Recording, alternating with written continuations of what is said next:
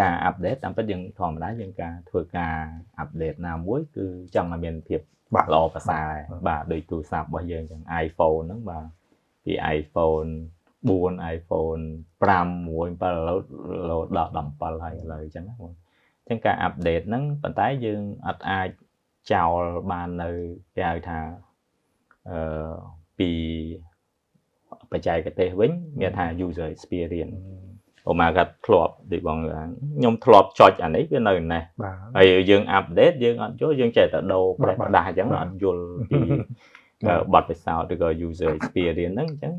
វាធ្វើមិនធ្វើឲ្យភាពងាយស្រួលវាទៅធ្វើឲ្យអាហ្នឹងវាស្មុគស្មាញវាពិបាកជាងមុនអញ្ចឹងទៅអញ្ចឹងយើងនៅក្នុងការអាប់ដេតមួយយើងបានសិក្សាច្បាស់លាស់ពី user experience មានថាគាត់ធ្វើធ្លាប់ប្រើប្រាស់មិនស្រួលអញ្ចឹងយើងនៅពេលអាប់ដេតហ្នឹងគឺធ្វើឲ្យមានភាពងាយស្រួលជាងមុនមិនធ្វើឲ្យស្មុគស្មាញជាងមុនទេបើមិនអញ្ចឹងទេគាត់ឈប់ប្រើអស់ហើយអញ្ចឹងហើយរឿងមួយចំនួនទៀត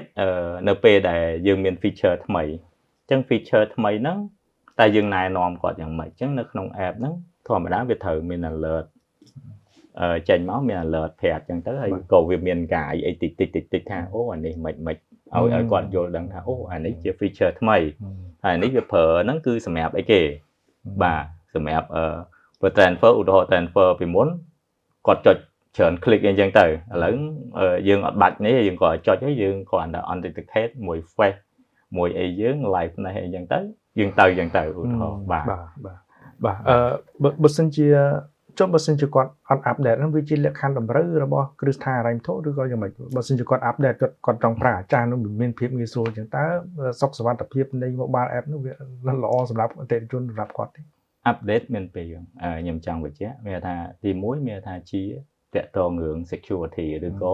ប្រព័ន្ធសុវត្ថិភាពរបស់នឹង Snow របស់mobile app ហ្នឹងបាទអញ្ចឹងបើជាឧទាហរណ៍ថា app របស់យើងដូច iOS យ៉ាង iOS វាអាចឡើង iOS version Android ក៏ដូចគ្នាត្រូវតែ keep on ឡើង version ប៉ុន្តែវាទៅលើប្រព័ន្ធ security ទេបាទតកតង security ហើយការ update តកតងប្រព័ន្ធ security អត់មានការផ្លាស់ប្ដូរនៃ user experience ហ្នឹងទេបាទការប្រើប្រាស់របស់គាត់ទេអញ្ចឹង update មានពីរមានថា update ទី1មានថាទៅលើ feature ការប្រើប្រាស់របស់គាត់បាទបន្ថែមអីខ្ញុំបានបញ្ជាក់មុនហ្នឹងប៉ុន្តែយើងត្រូវមានការណែនាំឬក៏កំណត់បង្ហាញច្បាស់លាស់របៀបfeature ថ្មីយ៉ាងម៉េចតែតកតង security អាហ្នឹងត្រូវហ្មងអាហ្នឹងវាតម្រូវអញ្ចឹងពេលខ្លះយើង push update មានថាគ្រប់ទាំងអស់ដើម្បីជួយ protect គាត់ណាការពារសុវត្ថិភាពគាត់ខ្ញុំ push update ទៅអស់តែគាត់ជួនកាលគាត់អត់ដឹងថាហ្នឹងវា update ដែរ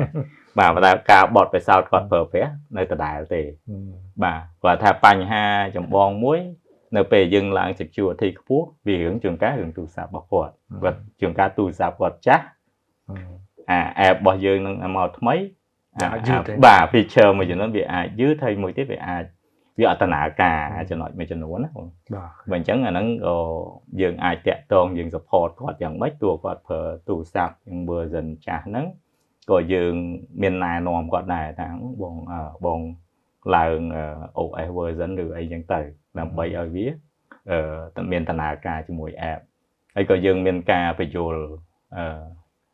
ពើបងអត់បាន update ប្រព័ន្ធហ្នឹងទេវាអាចប្រឈមបាទវារឿង security ចេះមួយចេះពីរចឹងទៅបាទ